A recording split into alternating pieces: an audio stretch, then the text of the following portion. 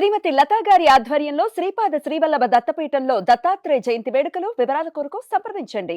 నమస్తే, welcome to Suman TV. నేను పద్మిని. రేపటి పంచాంగాన్ని, రేపటి రోజుకున్నటువంటి వైశిష్ట్యాన్ని ఇప్పుడు చూద్దాం. రేపు 1వ తారీఖు డిసెంబర్ నెల 2025వ సంవత్సరం సోమవారం. శ్రీ విశ్వావసు నామ సంవత్సరం దక్షిణాయనం హేమంత ఋతువు. రేపు మార్గశీర్ష మాస శుక్లపక్ష ఏకాదశి తిథి సాయంత్రం 7:01 వరకు, తదుపరి ద్వాదశి తిథి. రేవతి నక్షత్రం ఉదయం 11:18 వరకు, తదుపరి అశ్విని నక్షత్రం. వ్యతిపాత యోగం రాత్రి 12:59 వరకు, తదుపరి వరియన యోగం. వణిజకరణం ఉదయం 8:20 వరకు, భద్ర అంటే విష్టికరణం సాయంత్రం 7:01 వరకు, భవకరణం రాత్రి 5:33 వరకు ఉంటాయి. సూర్యుడు వృశ్చిక రాశి అనురాధ నక్షత్రం 4వ పాదంలో సంచరిస్తున్నాడు.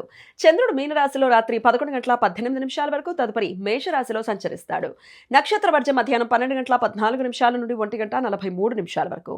అమృతకాలం రాత్రి 9:05 నుండి 10:34 వరకు. రేపు సూర్యోదయం ఉదయం 6:30 సూర్యాస్తమయం సాయంత్రం 5:40.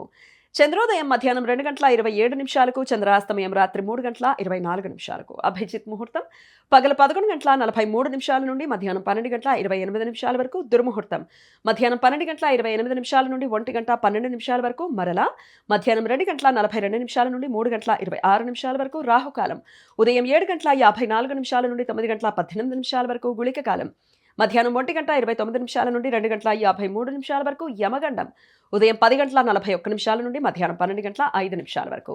రేపు 5162వ గీతా జయంతి. హిందువుల పవిత్ర గ్రంథమైన శ్రీమద్ భగవద్గీతను రేపు శ్రీకృష్ణుడు అర్జునుడికి ఉపదేశించాడు అని హిందువుల విశ్వాసం. రేపు మోక్షద ఏకాదశి.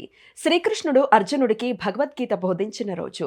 రేపు భక్తులు ఉపవాసముండి రోజంతా మౌన వ్రతం ఆచరిస్తారు. అందువలన ఈ ఏకాదశిని మౌన ఏకాదశి అని కూడా పిలుస్తారు. రేపు ఏకాదశి ఉపవాసం ఉన్నవారికి అన్ని రకాల పితృదోషాలు తొలగిపోతాయని పురాణ వచనం.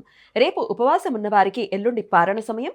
ఎల్లుండి ఉదయం 6:31 నుండి ఉదయం 8:45 వరకు ఉంటుంది. రేపు గురువాయూర్ ఏకాదశి. వృశ్చిక మాసంలో వచ్చే శుక్లపక్ష ఏకాదశి రోజు కేరళలోని గురువాయూర్ శ్రీకృష్ణ దేవాలయంలో ప్రత్యేక ఉత్సవాలు జరుగుతాయి.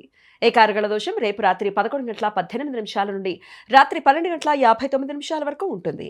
వ్యతిపాత యోగం జరుగుతున్న సమయంలో రవిగ్రహం అనురాధ నక్షత్రంలోనూ చంద్రుడు అశ్విని నక్షత్రంలోనూ ఉన్నప్పుడు ఈ దోషం ఏర్పడుతుంది. ఈ దోష సమయంలో శుభకార్యాలు చేయడానికి అనుకూలం కాదు. ఈ సమాచారాన్ని మనకు అందించిన వారు మేడికొండూరు విశ్వనాథ్ ప్రసాద్ గారు. ఆయనకు కృతజ్ఞతలు తెలియజేస్తూ విష్ణు స్మరణతో సమస్త సన్మంగళాని భవంతు. నమస్కారం.